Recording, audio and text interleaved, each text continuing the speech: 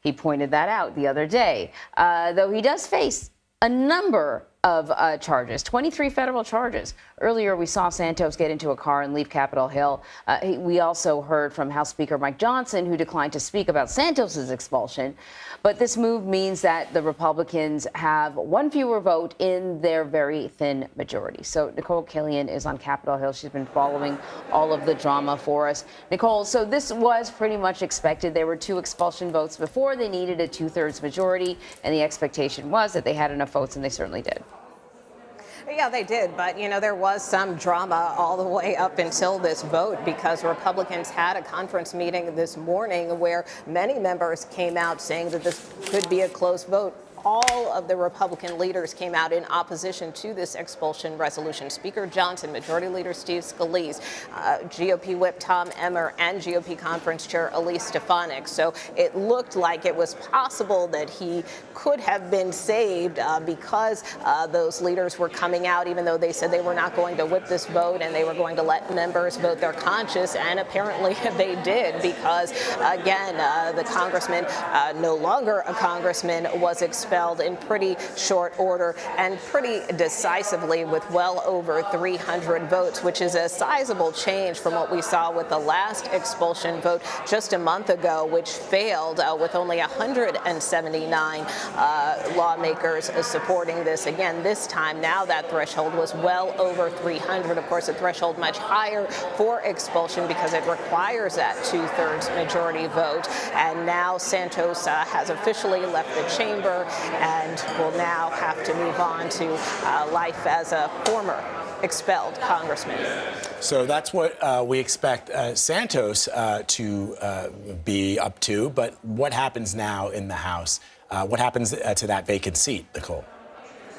Well, exactly that. I mean, the office will be vacant. The House clerk will take over managing that office, although Santos's staffers are welcome to stay on board and continue working in their capacity serving the 3rd Congressional District of New York.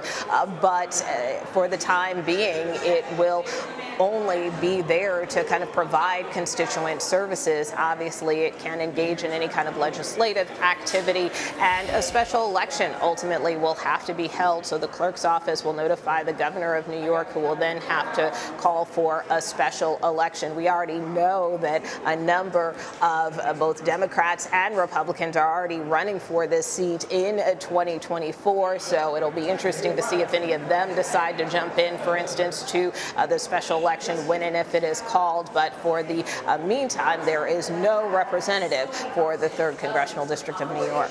Let me ask you, Nicole, you know, he did a press briefing yesterday where he basically suggested he had receipts on other lawmakers that he was going to divulge. Did he give any indication just what he was talking about, or is just kind of a lot of bluster?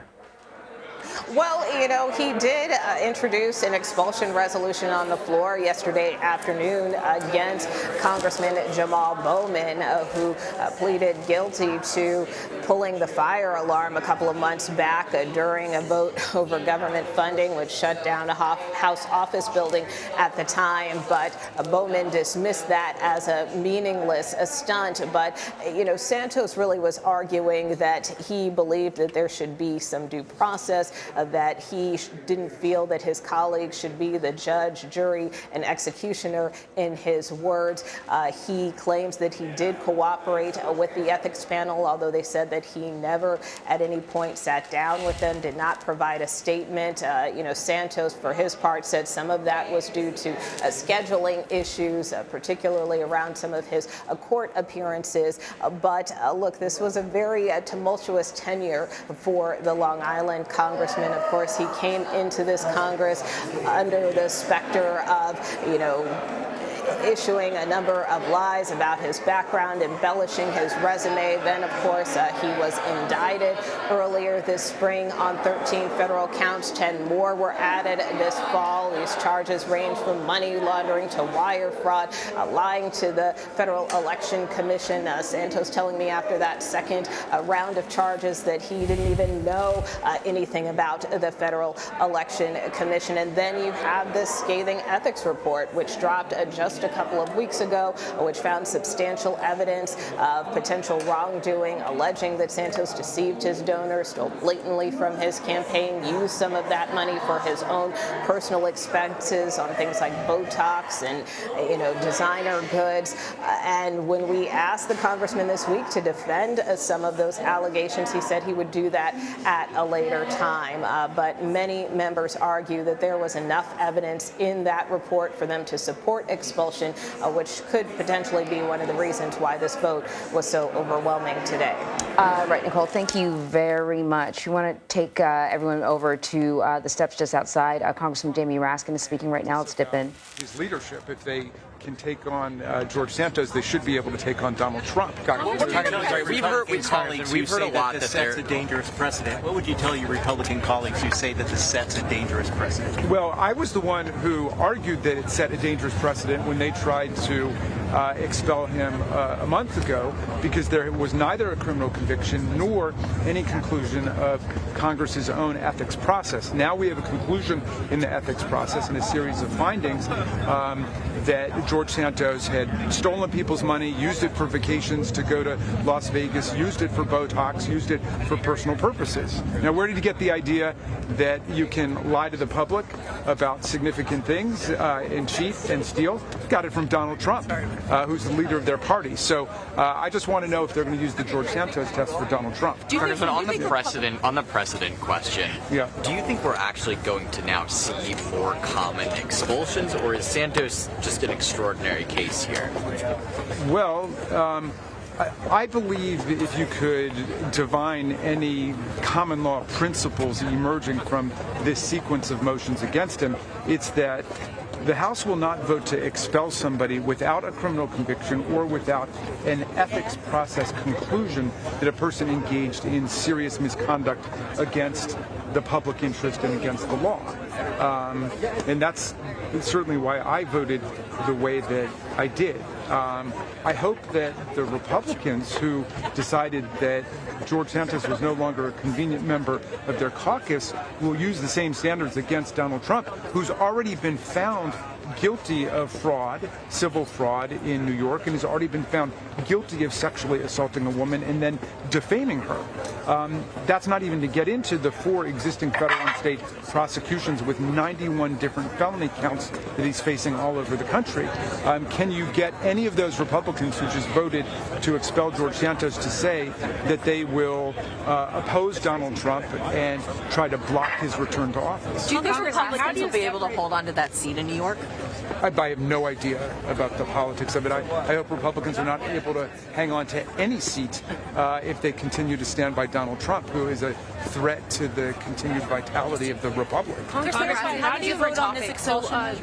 Republicans are still trying to get Hunter Biden to testify behind closed doors, of course, with the impeachment inquiry. Yes. So I'm just wondering, well, not the impeachment inquiry, to the investigation.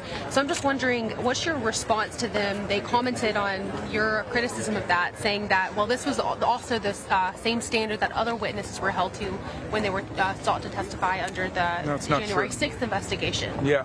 All right, well, let's start with this. They're like Ahab and the Great White Whale and Moby Dick. They've been chasing Hunter Biden for 10 months, alleging some shadowy, sinister family conspiracy.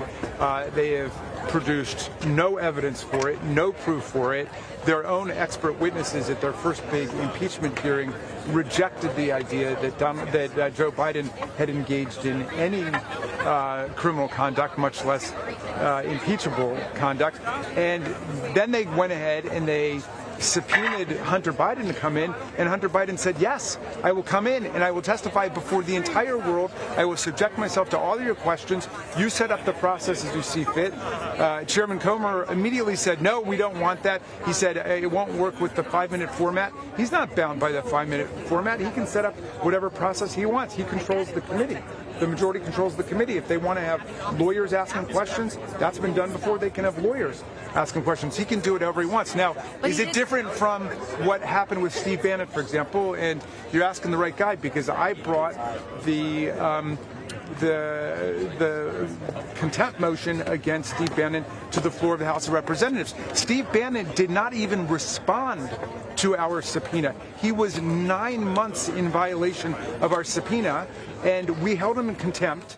And then finally, all right, Congressman Jamie Raskin there took a pivot from talking about the expulsion of George Santos to the Republican-led impeachment inquiry into President Joe Biden and his business dealings with his son Hunter Biden. Let's go back quickly to Nicole Killian for some final thoughts. Nicole, pretty historic day on Capitol Hill. Absolutely. I mean, this is only the 6th time in U.S. history that this has happened. Initially, the first 3 times were during the Civil War, where you had members fighting for the Confederacy and expelled for that. And then most recently, in the 80s and then again in the early 2000s, we saw 2 other members expelled for criminal conduct and convictions. So Santos now makes the 6th. And, you know, it does raise a question, as Congressman Raskin was asked there briefly, whether or not this raises a specter for future expulsion votes in the future. You know, there is, even though this vote was successful, still some real concerns about the precedent that this might set going forward. We have already seen, for instance, with censure votes, many of those occurring with more frequency given the hyper-partisanship and dynamics and frustrations here in Congress. So will expulsion be used as a tool more in light of this Santos vote? That is something that remains to be seen, but clearly he was bogged down with a lot of legal troubles from this indictment, from those findings in the ethics report, which again many members felt was enough grounds and due process to remove Santos today. All right, Nicole Killian for us, doing the incredible work of looking into what is happening there on the Hill and getting reaction from members of Congress. Nicole, you've been a trooper. We appreciate you as always. You bet. All right, former Supreme Court Justice Sandra Day O'Connor, the court's first female justice, has died at the age of 93. CBS News chief legal correspondent Jen Crawford has a look at her life and legacy. It's all right to be the first to do something, but I didn't want to be the last woman on the Supreme Court. That was part of the pressure of being the historic first, a trail Sandra Day O'Connor blazed more than once. The nomination of Judge Sandra Day O'Connor. Nominated in 1981 by President Reagan, she was the first woman to serve